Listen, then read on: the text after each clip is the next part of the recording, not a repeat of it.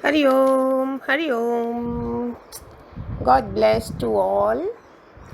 आज एक बहुत दिमाग खोलने वाली स्टोरी है कि एक राजा के और एक संत की बुद्धि क्या होती है। एक बार एक सम्राट था, राजा, बहुत बड़े राजा थे, नाम मुझे याद नहीं है। उनको फूलों का, गमलों का बहुत शौक था, बहुत शौकीन थे, जैसे राजा लोग होते ही हैं। उसने अच्छे अच्छे सुहावने, बहुत सुंदर बगीचे, फूलों के कोई 25 गमले अपने बेडरूम के, अपना जो शयन कक्ष था उसके आंगन में रखवाए हुए थे। और उसकी देखभाल के लिए एक आदमी भी रखा हुआ था। एक बार एक गमला टूट गया, राजा को पता चला, वह बहुत आग बबूला हो गया सुनकर। जब उसके नौकर जो उसने रखा हुआ था उसको पता चला, उसको पता था राजा का स्वभाव कैसा है। राजा वैसे भी फांसी की सजा दे देते हैं 1 मिनट में, तो ये वो परिचित था उसके स्वभाव से। राजा ने फांसी का हुक्म दे दिया। 2 महीने की मुद्दत दे दी उसने, 2 महीने के अंदर इसको फांसी की सजा दी जाए। वजीर ने राजा से बहुत हृदय से विनय किया, सब किया, राजा ने नहीं माना।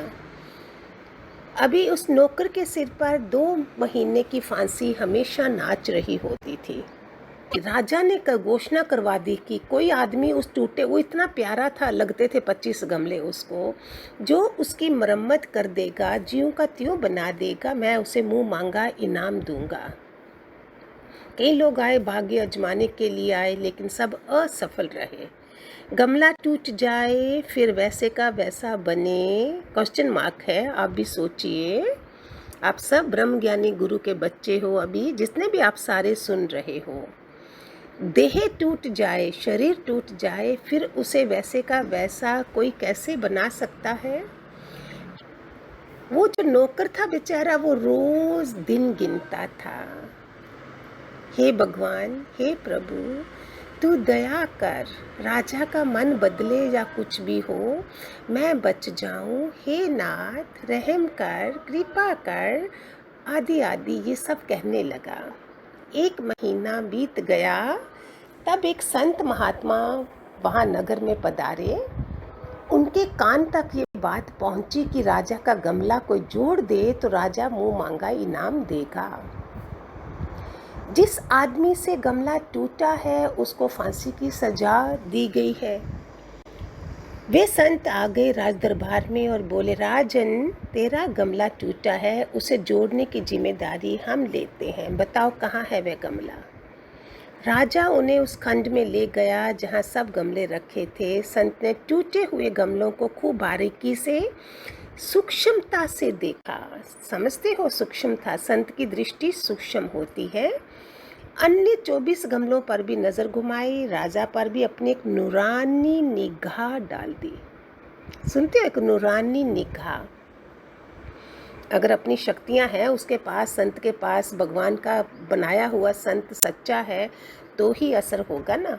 हम सारे बोलते हैं, घर में बोलते हैं, कोई सुनता नहीं, कोई सुनता नहीं, तो वो संत की कैसी नूरानी निगाह डाल दी। महात्मा थे वे। फिर एक डंडा मंगवाया, नौकर ने लाकर दिया। महात्मा ने उठाया डंडा और 1 2 3 4 प्रहार करते हुए 24 के 24 गमले तोड़ डाले। थोड़ी देर तो राजा हैरान रह गया कि गमला जोड़ने का ये नया तरीका कैसा है। तो उसने सोचा कोई नया विज्ञान होगा, महात्मा लोग जो है। फिर देखा महात्मा तो निर्भय खड़े हैं, मस्त। तब राजा बोला, अरे साधु, ये तूने क्या किया।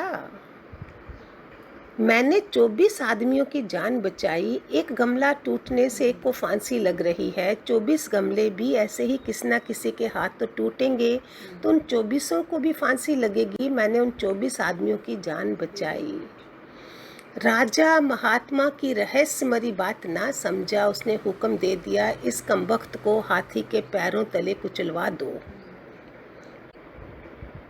उन्होंने वेद के वचनों का अनुभव किया था। शील उनके अंतःकरण का अपना खजाना था। संत का शरीर और अंतःकरण चैतन्य और व्यापक चैतन्य के सारे अनुभव थे उसके पास। गुरु का ज्ञान उनको पच चुका था। सुनिए ये लाइन, हम गुरु का ज्ञान पचा नहीं सकते हैं, इसलिए आज भी आधे अधूरे हैं। महात्मा भी कच्ची मिट्टी के नहीं थे। गुरु का ज्ञान उनको पच चुका था। देह क्षण भंगुर है और आत्मा अमर है, ऐसा उन्हें पता लग चुका था, जो आप सबको भी पता लग चुका है। ब्रह्म सत्य जगत मिथ्या पता है ना सबको, जो भी सुन रहे हो।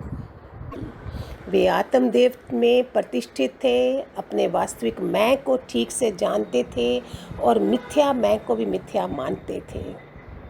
हाथी को लाया गया, महात्मा तो सो गए भूमि पर।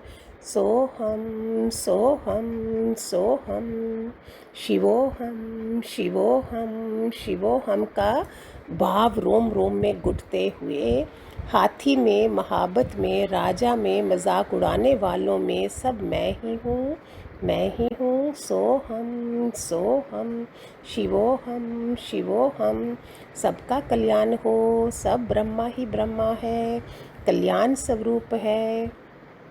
ब्रह्मा हाथी बनकर आया है, ब्रह्मा महावत बनकर आया है, ब्रह्मा राजा बनकर हुक्म दे रहा है और ब्रह्मा ही सोया है। ब्रह्मा का ब्रह्मा में खिलवाड़ हो रहा है। सोहम सोहम सोहम, ब्रह्मा वजीर होकर खड़ा है, ब्रह्मा सिपाही होकर बाला हाथ में लिए तैयार है। वही ब्रह्मा प्रजा होकर देख रहा है, महिलाएं होकर घूंघट से झांक रहा है। वही ब्रह्मा नन्हा मुन्ना होकर छोटे छोटे वस्त्र धारण करके आया है। मेरे ब्रह्मा के अनेक रूप है और वह ब्रह्मा मैं ही हूँ, ऐसा महात्मा का चिंतन होता रहा। सर्वात्म दृष्टि बनी रही सब जगह पे, भगवत भाव दृष्टि बोलते हैं इसको।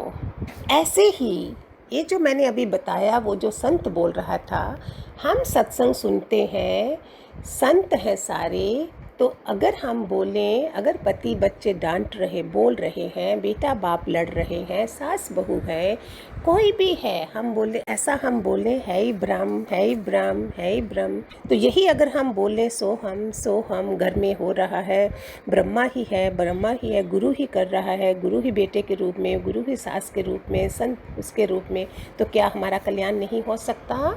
उसको अगर रिजल्ट मिला तो क्या हमें नहीं मिलेगा?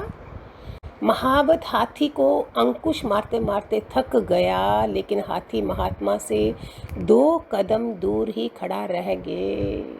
आखिर राजा भी थका, महात्मा से बोला, तुम गज वशीकरण मंत्र जानते हो क्या?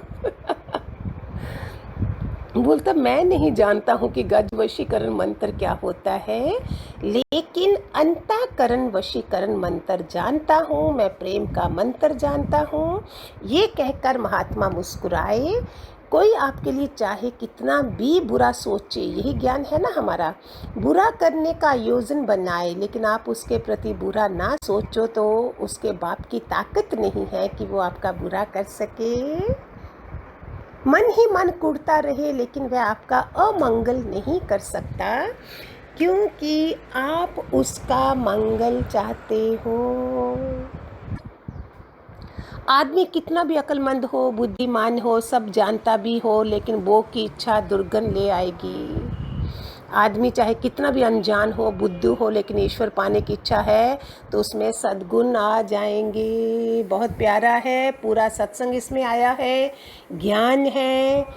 और प्लीज़ मैं तो प्रे करती हूँ, जो भी जिसके कानों में भी ये ज्ञान पड़ता है, भगवान करे उसकी बुद्धि सतयुगी बनती जाए, कलयुग आए ही नहीं उसकी बुद्धि में।